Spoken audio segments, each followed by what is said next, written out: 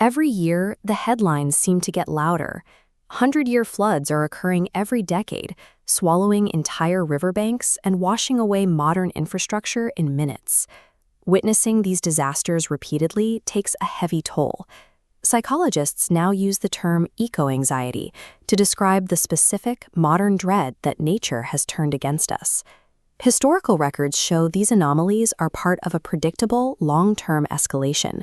The severity of these events has built steadily over decades, driven by measurable shifts in the global climate. Simultaneously, severe, prolonged droughts are baking the moisture out of the soil, dismantling the foundational systems we rely on to grow food. Viewing these disasters as random acts of wrath leaves us paralyzed. A more grounded perspective reveals these events as a strict, mathematical balancing of the scales. For thousands of years, the planet operated on an equilibrium baseline.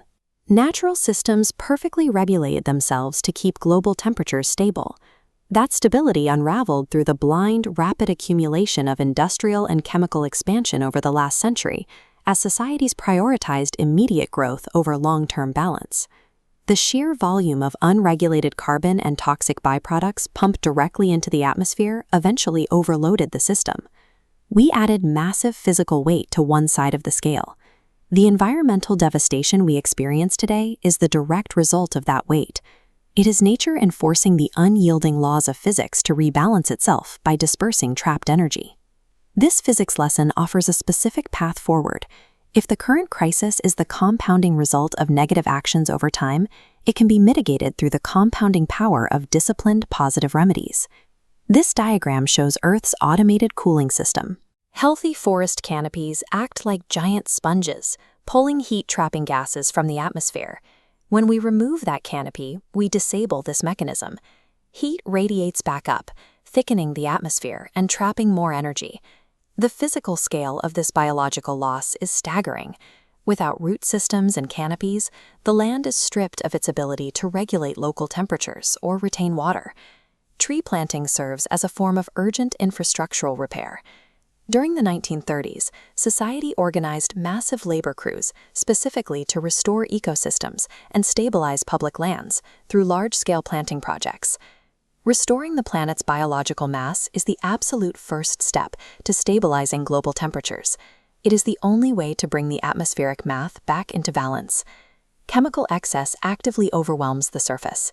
The mass production of synthetic materials outpaces nature's ability to break them down, piling up in massive urban landfills. These non-biodegradable plastics inevitably escape landfills, washing outward to infiltrate and alter natural water systems. They choke shorelines and contaminate the resources required to sustain life. The fix to this is the circular economy. This system design mimics nature's zero-waste cycle by keeping materials in constant use, breaking them down and reforming them without extracting new resources. Large-scale circular systems have been utilized for decades. Communities have successfully built centralized infrastructure to capture and repurpose waste on an industrial level. There is also an invisible math to conservation. Reducing household water and electricity usage lowers the industrial burden placed on the planet to extract and process those resources. Managing our personal waste and resource intake provides the necessary counterweight. It stops adding toxin to the environmental scale, giving biological systems the time they need to recover. If we expand our timeline beyond our immediate lifetimes, the stakes become clear. Continuing on our current path guarantees severe, long-term consequences as global coastlines are eventually rewritten by collapsing ice sheets. The principle of intergenerational equity defines the Earth as a biological trust, a system we are morally and legally obligated to maintain for those who follow us. The next generation is already acutely aware of this mismanagement. They realize they are inheriting a damaged trust and are demanding accountability from those currently holding power. We are not locked into a destructive trajectory. By committing to the deliberate daily remedies of reforestation, circular economies, and waste reduction, we can rewrite how this story ends. Taking daily environmental responsibility is the practical mechanism we use to restore that balance and secure the future of human life.